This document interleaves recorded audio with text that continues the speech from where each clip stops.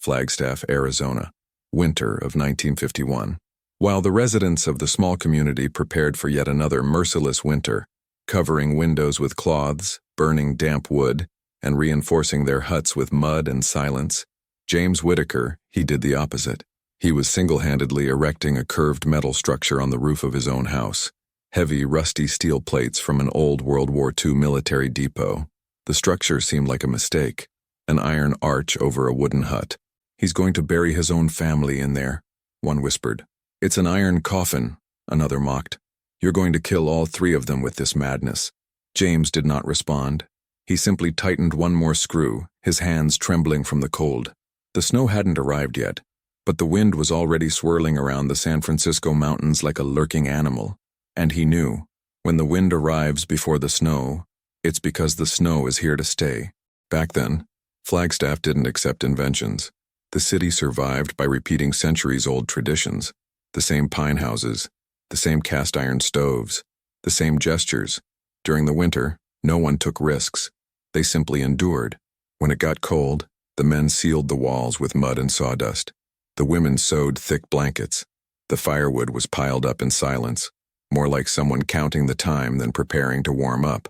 Making a mistake in preparation meant losing the battle. James Whitaker knew this. He had grown up there. He knew every draft, every creak of the wood. But upon returning to Flagstaff after years away, he seemed like a stranger. For 4 winters, James had worked as an auxiliary mechanic at makeshift military bases in Alaska. He wasn't an engineer, but he'd learned where the cold got in. Tents that froze from the inside, sheds that were secure, until the wind found an invisible crack. People who died not from the cold, but from exhaustion. He didn't talk about it. He was watching. When he returned with his wife Evelyn and the little one Michael, he built a simple house. Thick wood, small windows, a central greenhouse. Nothing different. Until the wind changed. October arrived far too dry. The gusts were becoming more frequent. They weren't knocking down trees, but they were left behind. They were walking around as if they were looking for something. While the neighbors covered the cracks, James measured the air. While they stacked firewood, he watched the wind. While they feared the winter, he already heard what had begun. Then the comments started. James returned with curved metal sheets tied to the Jeep. Pipes, screws, remnants of dismantled hangars. "Are you going to build a barn?" someone asked.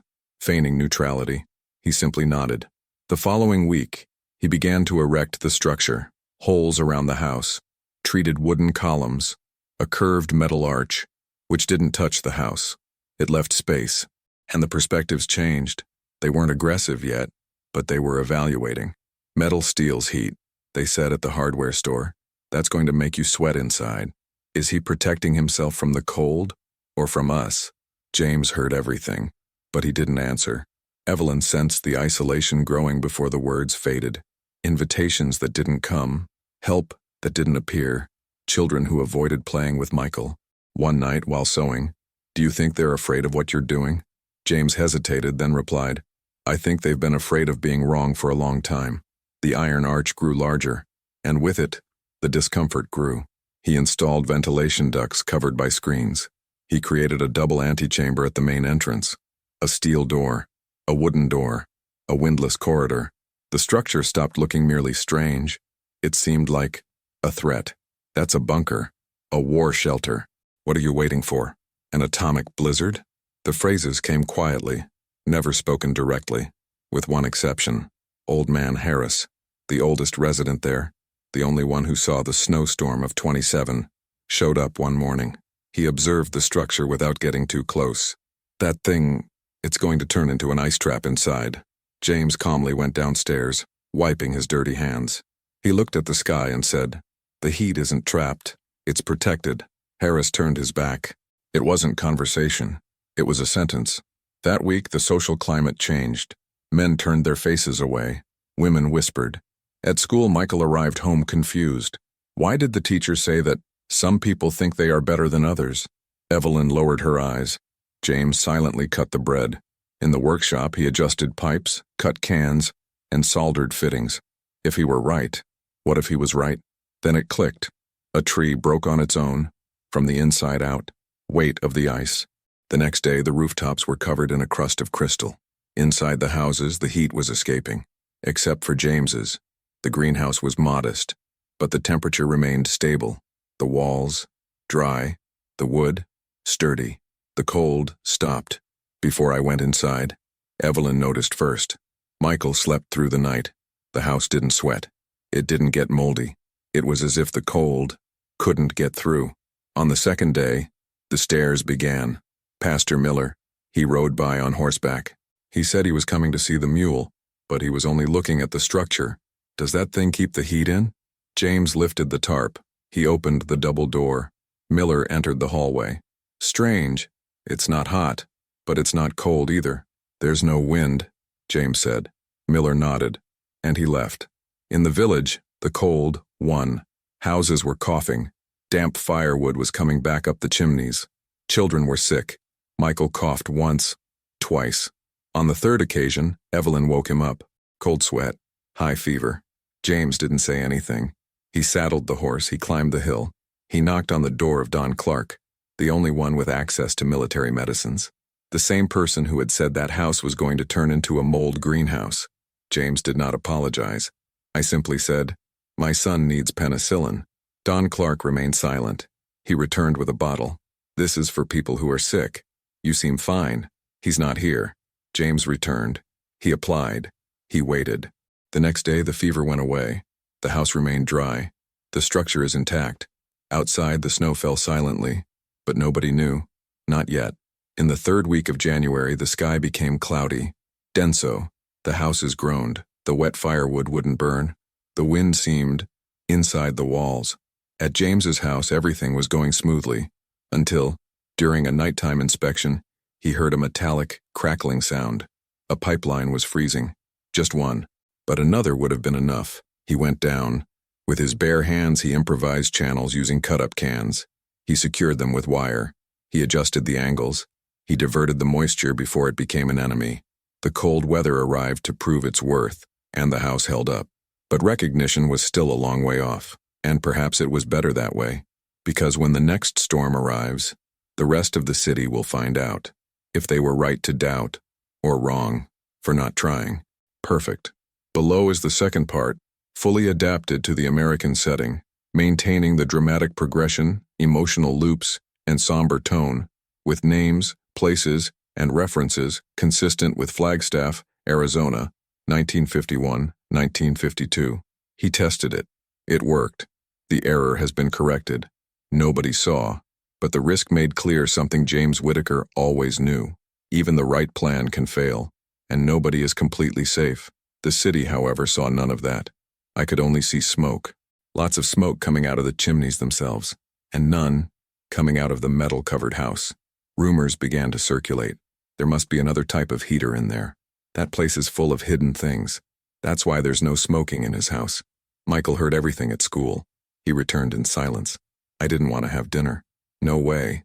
That night, sitting on the edge of the bed, he asked, "Are we weird, Dad?" James stopped tinkering with the greenhouse. He sat down. She looked at her son calmly. "We are quiet, but the wind, it listens to us just the same." Michael didn't fully understand, but he kept his eyes open for a few minutes, thinking. Then he curled up under the blanket. The following morning, the sound returned. Fever. Michael was trembling, sweating, and coughing. Evelyn hugged him tightly. "He hasn't gotten any better, James. The fever has returned. The house was warm, the air is stable, but the boy's body was burning." Fear tightened its grip. Could the steam malfunction have caused that? Was the correction too late? James didn't sleep. He sat at the table, fingers interlaced, staring at the curved metal ceiling. I remembered the soldiers in Alaska, simple infections that turned into death sentences. I remembered the tents that seemed safe, until they started leaking from the inside. Now things were different, but the risk was the same. Before dawn, he got dressed. He picked up the last pile of really dry firewood, and he left. He walked to the house of Old Man Harris, the same man who had called his house a trap, the same one who had mocked, the same person who avoided him. He knocked on the door. He waited. When Harris opened the door, James simply said, "I need help. That's all." No explanation. No opinion. Harris looked at him. No irony intended. No rush. "The boy?" James nodded. Harris made way. "I brought a cold cloth, an old infusion, something that supposedly worked since before the city existed. He handed it over without pride. I hope it's not too late. James is back. He did everything as instructed. Evelyn stood beside Michael, and for the first time in days the boy's breathing slowed. It wasn't a miracle.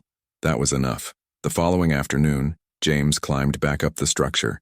He checked every breath, rebuilt the gutters. He reinforced the points with old leather and pieces of netting. Michael was sleeping peacefully, but James knew winter was not over yet. A near tragedy was avoided. Silent decision. The man no one listened to now carried the weight of perhaps having done everything right, and still being able to lose it all with one mistake. Respect had not yet been earned, but the turning point was near. It wasn't snow. It was powdered ice, dense, shapeless. It fell as if the mountain had crushed the sky into invisible particles. The roofs couldn't hold up. The beams groaned. The doors jammed under the weight. In Flagstaff, what was already a crisis has turned into a collapse. The family home Benson Dawn broke with the interior walls covered in crystals. A stove Mrs. Caldwell had burst with the trapped smoke. 2 horses froze to death in the stable of Tom Harris. Even dry firewood burned too quickly. At James's house, the temperature dropped, but it didn't break. The metal structure now looked like part of the landscape. The steam escaped in a controlled manner. The wooden walls remained dry. It wasn't hot, but it was stable. In the early morning of the 23rd, the first sounds arrived, not from the wind, but in steps. James was chopping wood in the narrow space between the house and the metal arch when he heard it. Heavy steps, hesitant. He raised his eyes. It was Harris, hat in hand, without a thick coat, with the look of someone who didn't want to ask, but needed to. I didn't come looking for shelter, he said. I just wanted to see what you did here. James did not respond. He simply gestured for us to come in. Harris walked through the dead-air corridor. He stopped in the center of the house. Michael was playing with a braided rope. Evelyn was preparing tea, her hands steady. No smoke, no steam coming out of the windows. This doesn't make sense, Harris murmured. James replied quietly. It's not hot. It's silent. And space. The next day more came. Pastor Miller, with the 2 children wrapped in blankets. Mrs. Jenkins alone, hands swollen from the cold. 2 young boys, eyes red with smoke. They weren't asking for shelter. They were asking for understanding. James let them in, one by one. He didn't explain much. He was showing it. The house wasn't warm, but he wasn't coughing. It wasn't dripping. It wasn't suffocating. The hallway kept out the cold from the outside. The metal did not touch the wood, and that changed everything. Clarky arrived last. I brought nothing, just a folded piece of paper with a crooked drawing of the house itself. I have zinc sheets. Wood, more or less. Is it possible to do something like that? James looked. Good luck with the paper. He nodded. Zinc heats up quickly. If you use canvas on the inside, it creates the same airspace. Clark sighed. What I said about your house? James interrupted him. It is not necessary. Turning loop. Mockery becomes a learning experience. James's silence was never contempt. It was the focus. Now, everyone was listening. In the following days, 7 families passed through there. Some just watched. Others asked for instructions. One of them brought dried meat. Another one brought a tarp. Evelyn started leaving extra blankets by the entrance. When asked, she smiled. It must have been the wind. Michael, now fever-free, no longer asked if the house was strange. I was asking, why hasn't anyone done this before? James replied, because the wind only speaks to those who listen. End of February. The cold weather has receded a little, but something had changed. Even when they didn't need to, people came back, with ideas, with respect. James did not become a leader. I didn't want to be, but when he spoke, no one laughed anymore. March 1952. The ice gave way slowly. No party, no announcement. Houses sprang up with improvised structures, none like his, but all with the same principle. Space. It stopped. Wind outside. James's house came to be called the House of the Silent Summer, not because it was hot, but because inside there, time didn't hurt. Michael was playing in the hallway where the wind didn't push him. It just passed through. When asked what it was like to live there during the winter, Evelyn would reply, "We live, we slept, we ate, without fear. That's enough." In May, a truck brought in military scrap metal, sheets, tubes, unnamed parts. Men were unloading. James went with Michael. Clark called, "Would you like some help choosing what's worthwhile?" James looked at the pile of metal. "The best is only what doesn't rot from the inside." He kept walking. Michael looked back. "Are they going to build a house like ours?" James looked at the clear sky. "Not the same. But the wind, it will be the same."